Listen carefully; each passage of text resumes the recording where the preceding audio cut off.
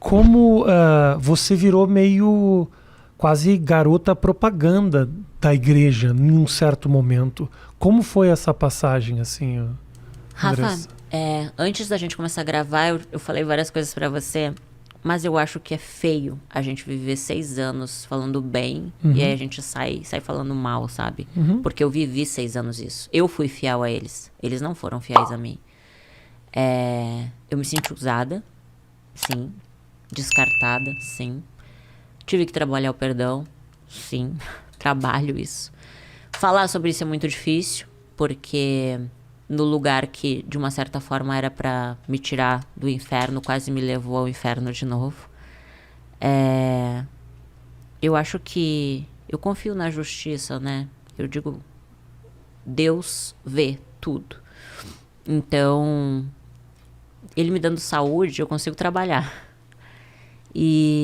Mas foi bem difícil, assim, sabe? O ano passado houve um rompimento.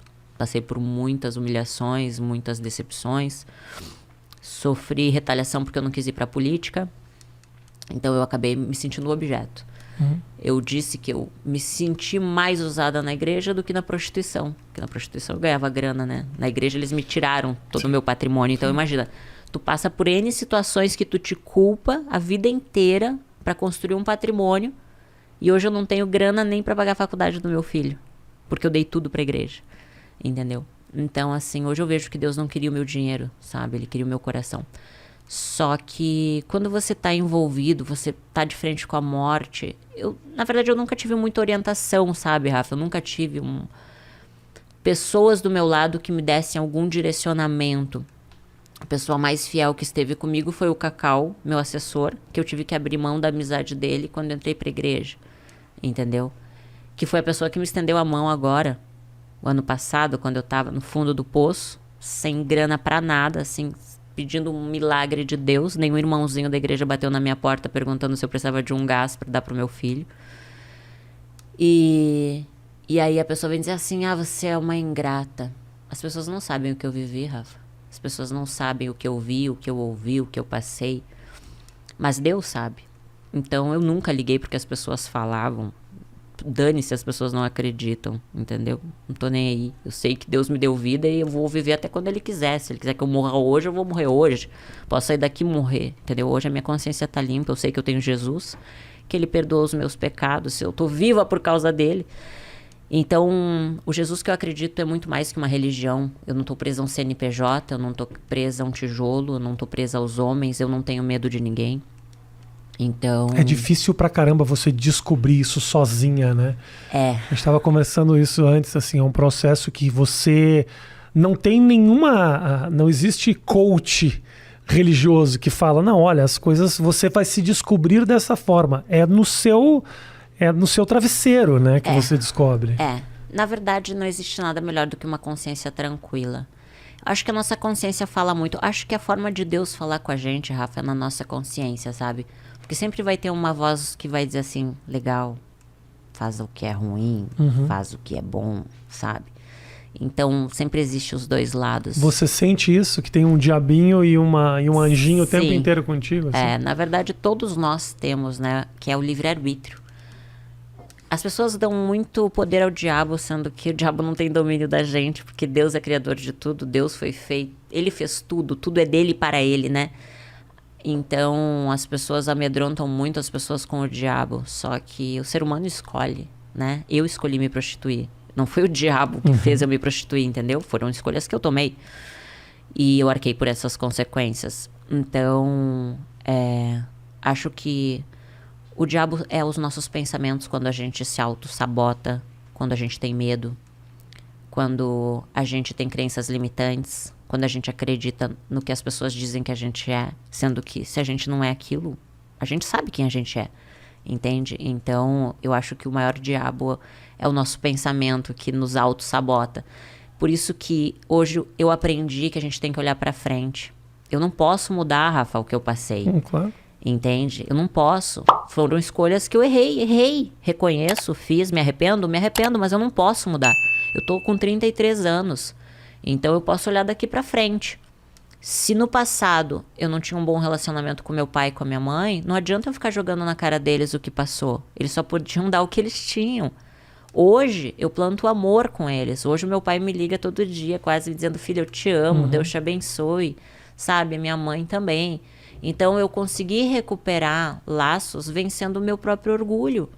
Porque, Rafa, a vida, o que eu aprendi com Jesus, Rafa? Porque assim, nada a ver, esse aprendizado eu não acredito que tenha sido de mim, sabe? Eu acredito que Deus deu essa direção, porque eu aprendi a perdoar, porque um dia eu vou precisar de perdão. Um dia eu vou estar lá prestando contas de novo. E eu vou fazer muitas escolhas erradas ainda. Eu não sou perfeita, eu erro.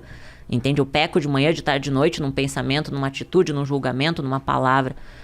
Por mais que hoje talvez eu pense antes de tomar algumas decisões, que eu seja mais racional do que antes, que eu era tão emotiva, tão, né, agia no impulso, hoje talvez eu pense um pouco mais. Eu sei que eu vou ter que prestar contas para Deus de todas as minhas escolhas. Só que dessa vez vai ser diferente, porque eu tenho Jesus. E Jesus veio para perdoar os meus pecados, os teus pecados e os pecados de todas as pessoas.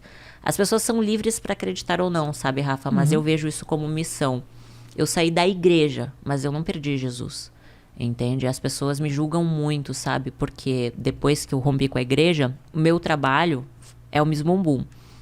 Então o Cacau, que eu tive que abrir mão dele, da amizade dele, por causa da igreja, foi a pessoa que me estendeu a mão. Disse: olha, Dessa, o Miss Bumbum, eu tô morando fora do Brasil, ele não tá mais acontecendo, mas para te ajudar, vamos lá, vamos voltar com tudo. Eu disse: vamos, preciso de uma luz no fim do túnel, entendeu?